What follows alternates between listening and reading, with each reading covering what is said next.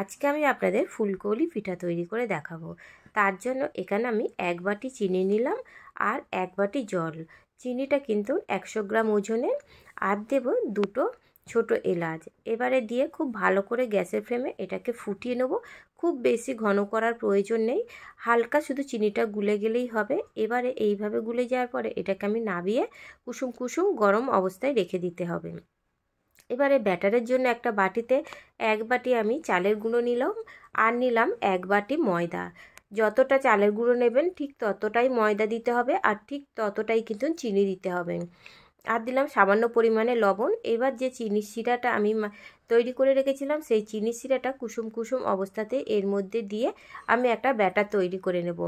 কুসুম কুসুম অবস্থায় দিলে এই পিঠাটা কিন্তু ফুলকো ফুলকো পিঠা হবে। এবারে এটাকে খুব ভালো করে ব্যাটারটা তৈরি করে নিয়েছি। দেখুন ব্যাটারের ঘনত্বটা কতটা, ঠিক এরকমই হবে। তাই এই ফুলকো আলি পিঠা নাম দেয়া হয়েছে। চলুন এবারে এই পিঠাটাকে আমি তৈরি করে নিই। অল্প পরিমাণে তেল দিতে হবে। তেলটাকে প্রথমে খুব ভালো করে গরম করে নেব।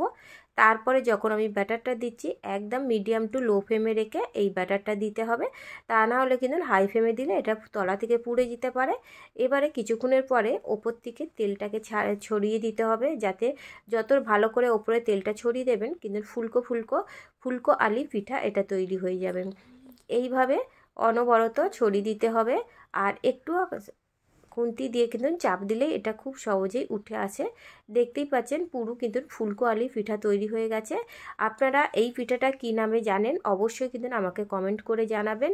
এই পিঠাটা বাড়িতে একবার তৈরি করবেন বন্ধুরা, এটা কিন্তু খেতে অসম্ভব মজার হয়, এটা খুবই ভালো লাগে।